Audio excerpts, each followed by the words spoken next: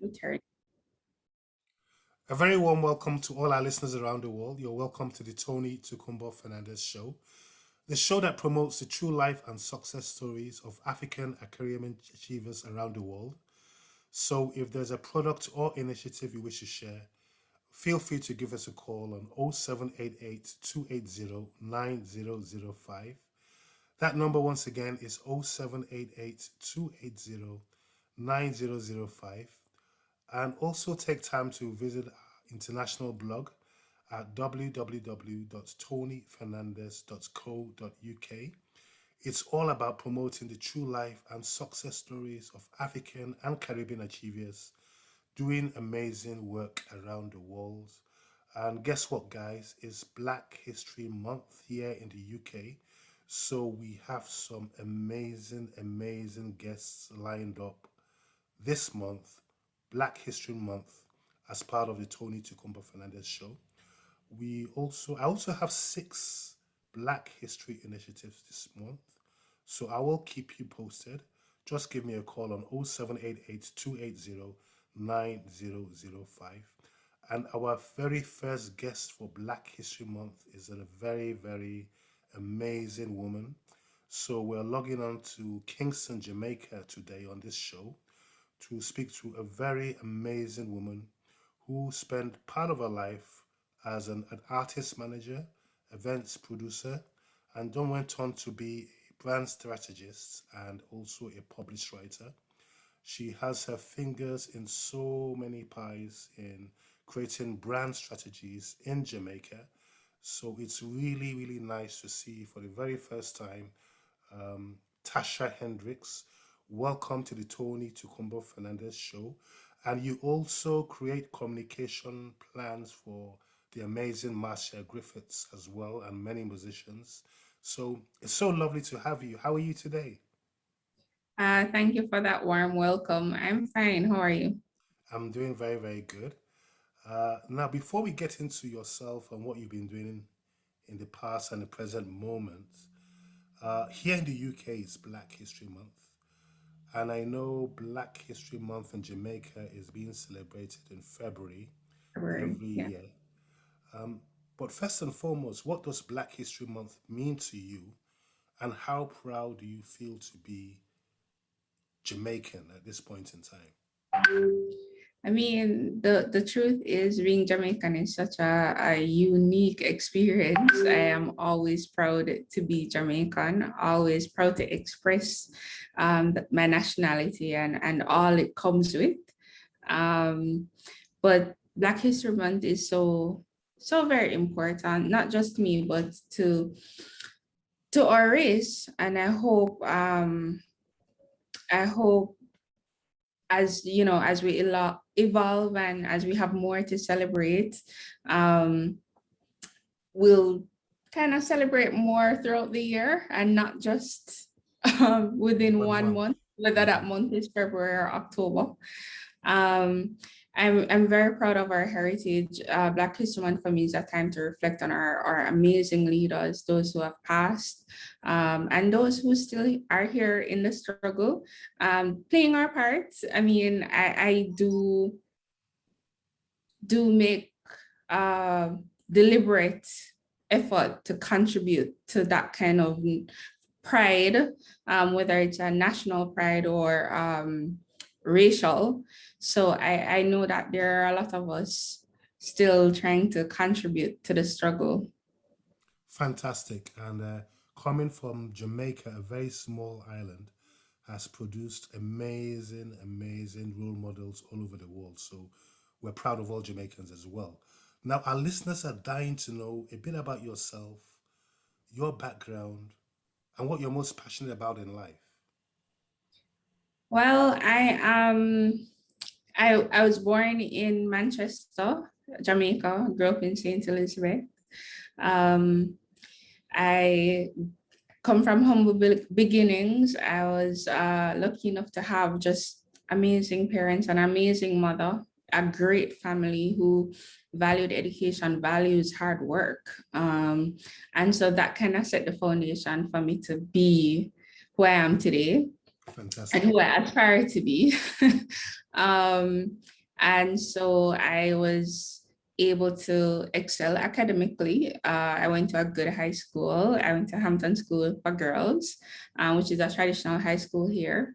Um, and again, that was just another rung because that allows for even more growth coming from a school like that. And as I say, I value education. So I've always just kind of made an effort to put in the work.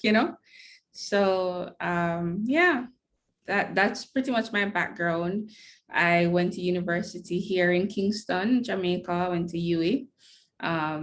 So our Caribbean Pearl in terms of schools. And then I would have done kind of some work in the entertainment space. That's kind of where I started. I started while I was at UWI. And my first official artist was Jamaican, who at the time was just so incredible and believed in me and decided that he was going to treat me like I had years of experience and just challenged me to deliver, which I did. And from there, I was able to say, okay, I understand the space. I traveled with him, I toured with him. We went to Africa, we went to Ghana. Wow. Um, we went to the South Pacific, we went to Europe. And I was able to experience a creative space from a different perspective, which also contributes to how I think and how I craft brand strategies now. When you talk about how you think and how you craft your strategies, now today you're a brand strategist and a brand consultant. How did you get into brand consulting and what does that mean to you? Because it's a very interesting concept. Yeah, so I've always been a creative. So I always had this kind of connection to people who were able to express themselves, whether it's through art, through music, always drawn to that. But I knew very early that I was not going to be a struggling artist. That was a decision I made very early. And for me, a struggling artist is typically someone who, I guess, doesn't know how to manage money, doesn't know how to turn your work into profits, into something to live from. And because of that line of thinking at a very young age, I decided that I wanted to be able to manage like a creative entity. And from there, I realized that music, music is a great space to start. I always wanted to help other creatives to make just the most of what they have, their creativity. And I feel like Jamaica is the mecca of creativity. I just feel like we have so much of it. It is spewing from our pores daily. And I thought, how can I contribute to a more successful creative space? How can I contribute to turning creativity into cash? And from there, it was easier for me to be like, okay, strategies. So how do I take a product from somebody singing in their bathroom to a stage in Europe? Wow. And thinking along that line, I was able to really turn what was very conceptual for at the time, maybe 18-year-old, into something that people want now. People want to do strategies, as well as I was able to, from that mindset, realize that it was being done but in different ways.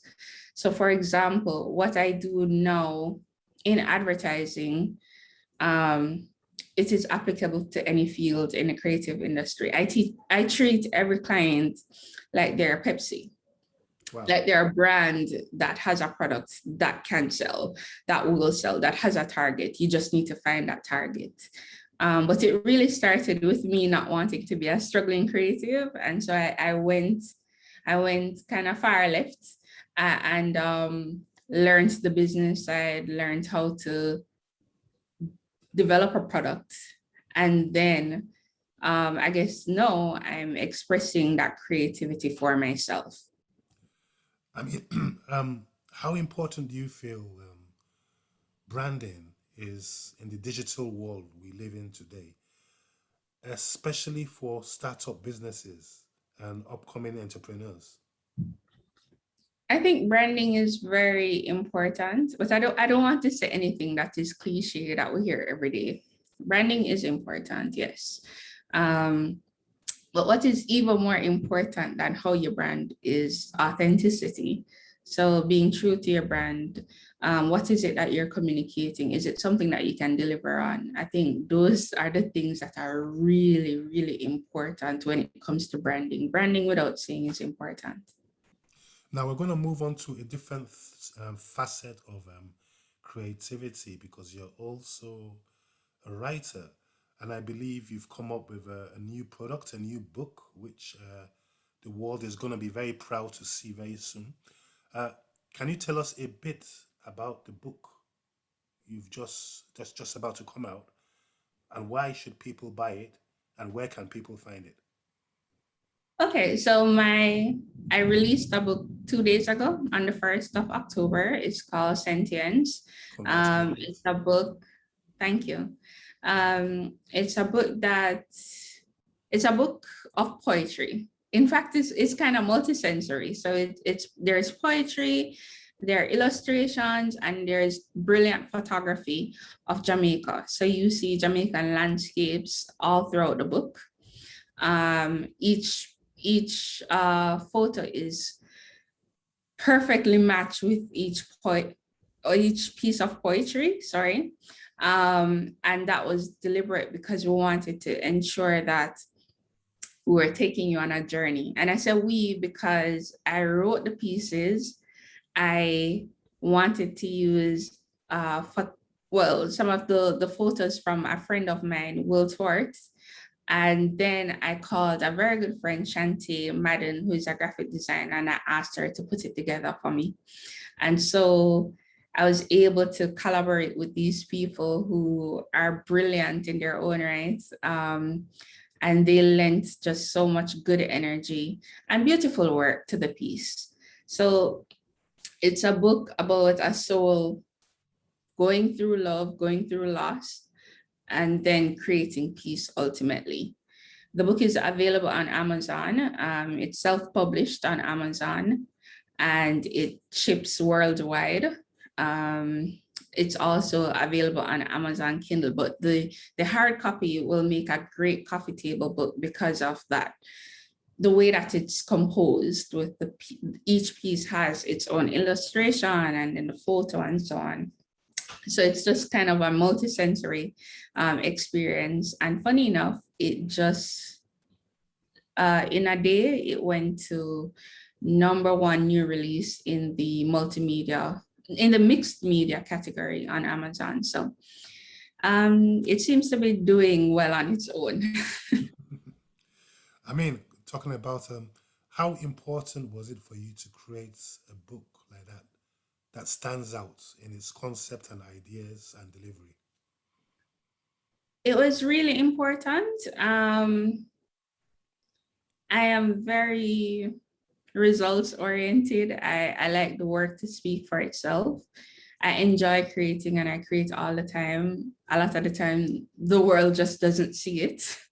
So if I'm going to put something out into the world, it's important to me that it is done well. Um, and so when I was working on it, when I made the conscious decision of publishing this book, it was important for me to create something that would have a positive impact on a reader, that would help them, that would, again, trigger some kind of consciousness or thought or something that would lead to some kind of action that would improve their current existence, or, not to get too deep, but that's kind of along the lines I was thinking. As well as when I wrote it, I realized that even the first person I shared it with, they were able to say to me that, it's so tiered, or there are so many touch points in the entire book that they thought of, how they're processing grief, how they love, how they express love, how they end love, and so they were able to show me that these things are achievable. The things I set out to achieve are achievable from this book. So really happy to share it. It was important that I shared it in this format because I wanted people to just have a submersive experience with it. Beautiful. And what's the title of the book? It's Sentience, a soul's journey to creating peace. A Soul's Journey to Creating Peace. Now, if people, our listeners today, want to know more about Tasha Hendricks and your initiatives, are there any social media platforms out there that people can log on to? For sure. I'm on Instagram. That's probably my social media of choice. It's Tashan.Hendricks. I have a website. It's tashanhendricks.com. On social media, on Facebook, sorry, I'm Tashan Hendricks. And on Twitter, I think I'm Miss TC Hendricks. Fantastic. On a very final note, well, it's Black History Month here in the UK. So, what message do you have for all our listeners around the world today? That every moment is an opportunity to do something great, to do something that you can be remembered for well. Every moment is an opportunity for you to do something that you can be proud of.